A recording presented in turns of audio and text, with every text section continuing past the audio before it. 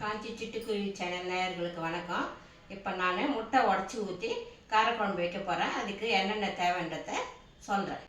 முட்டை குழம்புக்கு முட்டை, நல்லெண்ணெய், குழம்பு தாளிக்கிறதுக்கு நல்லெண்ணெய், வெந்தயம், சீரகம், மஞ்சத்தூள், கடுகு, உளுத்தம்பருப்பு, மிளகாய்த்தூள், உப்பு, கருவேப்பிலை, கொத்தமல்லி, புளி பெரிய எலுமிச்சம்பழம் அளவு புளி, மிளகுத்தூள், சின்ன வெங்காயம் உரித்து நல்லா அலசி எடுத்துன்னு வந்துட்டேன். பூண்டு பாருங்கள், பூண்டு ஒரு 20 பல் பூண்டுக்கு மேலே இருக்கும், அதையும் உரித்து எடுத்துன்னு வந்துட்டேன். 3 தக்காளி, பெரிய தக்காளி 3 தக்காளி, பெரிய எலுமிச்சம்பழம் அளவு 3 தக்காளி. இதை வச்சு தான் நான் இப்போ முட்டை காரக்குழம்பு செய்ய போகிறேன். பாருங்கள், கேஸ் பற்ற வச்சுட்டேன். இப்போ கடாயை வைக்கிறேன். கடாய் காயட்டும். எண்ணெய் ஊற்றலாம். கடாய் காஞ்சிச்சு, எண்ணெய் ஊற்றுறேங்க. எண்ணெய் 50 கிராமுக்கு கொஞ்சம் கம்மியாக ஊற்றுறேன்.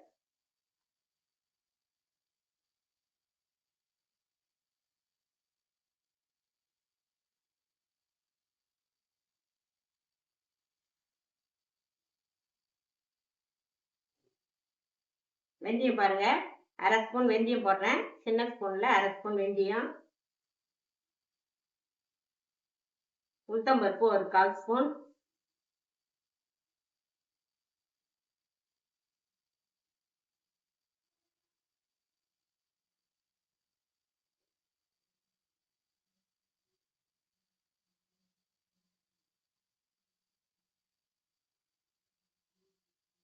கடுகு 1 ஸ்பூன் போடுறேங்க.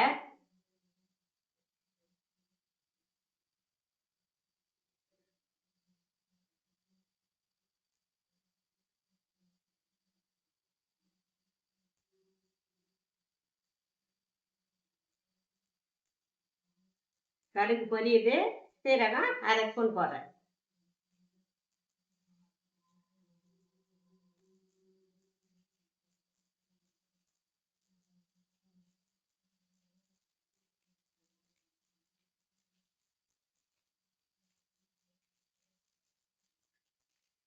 பாருங்க, சின்ன வெங்காயம் ஒரு கை அளவு போடுறேன்.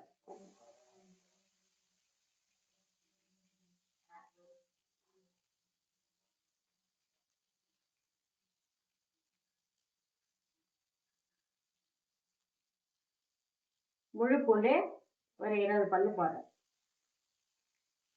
கொஞ்சம் தட்டி போடலாம்.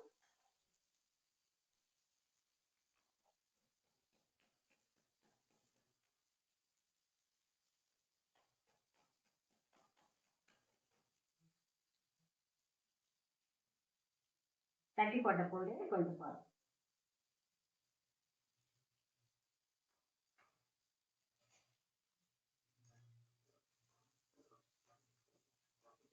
வெங்காயம் சிவக்கிட்டங்க. சிவந்த பிற்பாடு தக்காளி போடணும். பாருங்க, பூண்டு வெங்காயம் வதங்கிட்டு இப்போ கருவேப்பிலை போடுறேன். கருவேப்பிலை போட்டுட்டு இப்போ தக்காளி, அந்த 3 தக்காளி கட் பண்ணி வச்சிருந்தேன் பாருங்க, அதையும் போடுறேன்.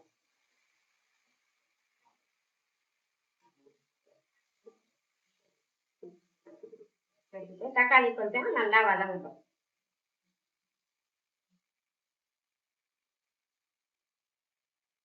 கொஞ்சமா உப்பு போடுறேங்க, தக்காளி சீக்கிரம் வதங்கும் அதனால.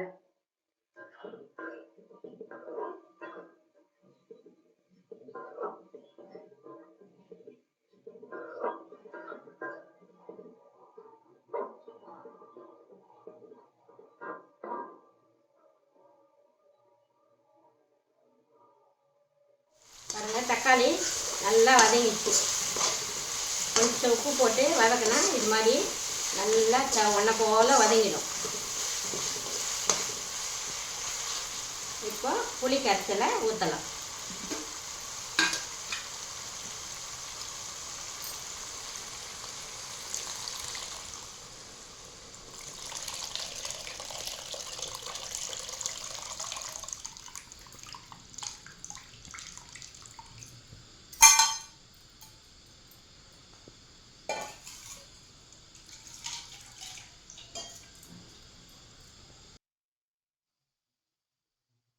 புளி கரைச்சி ஊற்றிட்டு முட்டை வேகணும், அதனால கொஞ்சம் தண்ணி ஊற்றுறேன் பாருங்க. இப்போ உப்பு குழம்புக்கேற்ற உப்பு போட்டாச்சு.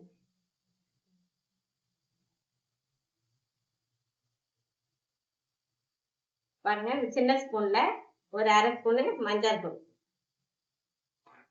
பொடி போட்டாச்சு. இப்போ மிளகாய் தூள் போடுறேன். 1 2 3 4 5 6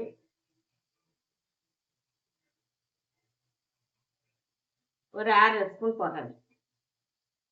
ஏன்னா மிளகு தூள் வேற போட போகிறோம், அதனால் நீங்கள் காரம் வேணும்னா இன்னும் கொஞ்சம் சேர்த்து போட்டுக்கோங்க.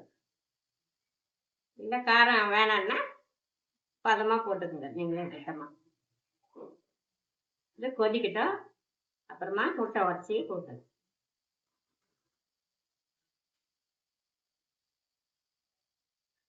பாருங்க, குழம்பு கொதிக்குது. இப்போ வந்து தீ கொஞ்சம் குறைச்சிட்டு இப்போ முட்டையை உடச்சி ஊற்றலாம்.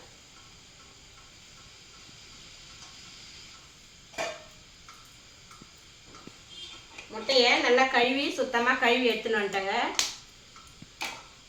ஏன்னா கழுவிட்டு அதில் இருக்கிற குப்பெல்லாம் வந்து குழம்புல விழுந்துடும், அதனால சுத்தமாக கழுவி எடுத்துன்னு வந்துட்டேன்.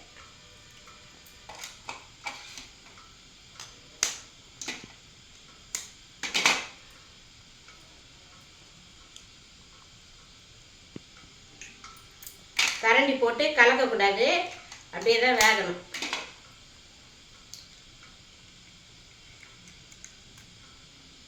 ஓடு விழுந்துடும், பக்குவமாக பார்த்து உடைச்சி போடணும்.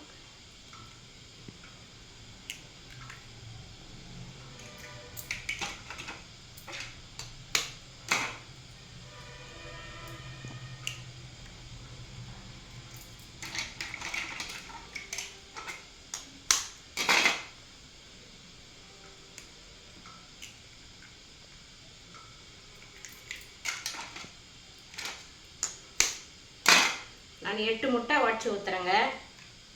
உங்களுக்கு எவ்வளோ தேவையோ நீங்கள் அதுக்கேற்ற மாதிரி ஊற்றிக்கலாம்.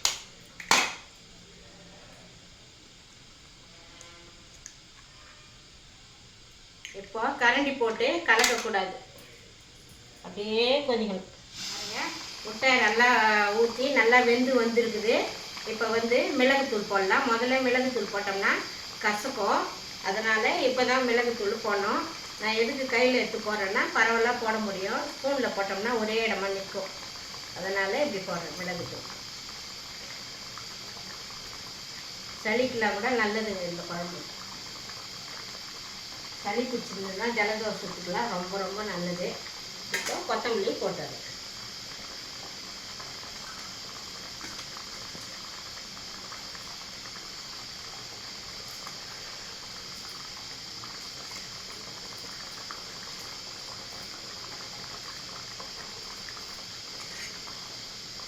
பாருங்கள், முட்டை வெந்து வந்ததை காமிக்கிறேன்.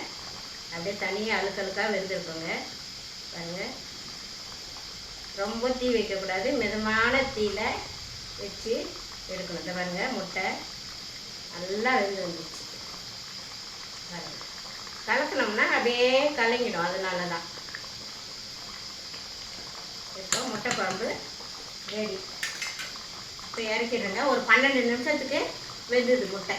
மிதமான தீயில, ரொம்ப அதிகமாகவும் வைக்கக்கூடாது, கம்மியாகவும் வைக்கக்கூடாது. மிதமான தீயில முட்டை வேகிற அளவுக்கு நம்ம தீ வச்சு வேக வச்சு குழம்ப இறக்கிடலாம்.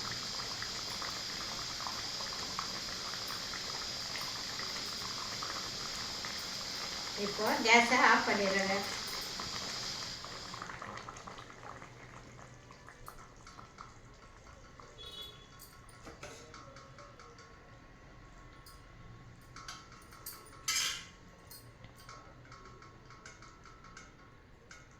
பாருங்க, முட்டை எப்படி அழுக்காக வரும் பாருங்க.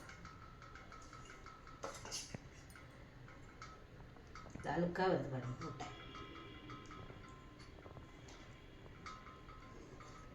அதை கரண்டி போட்டு கலக்கக்கூடாது. நம்ம உடச்சி ஊற்றிட்டோம்னா கரண்டி போட்டு கலக்கவே கூடாது.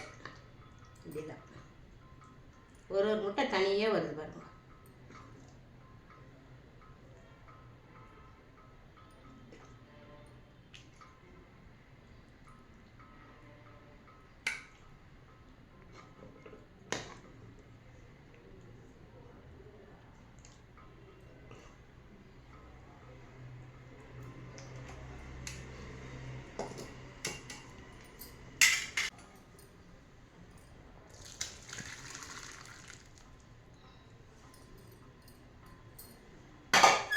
பாருங்கள், முட்டை குழம்பு நல்லா ரெடி ஆயிடுச்சு.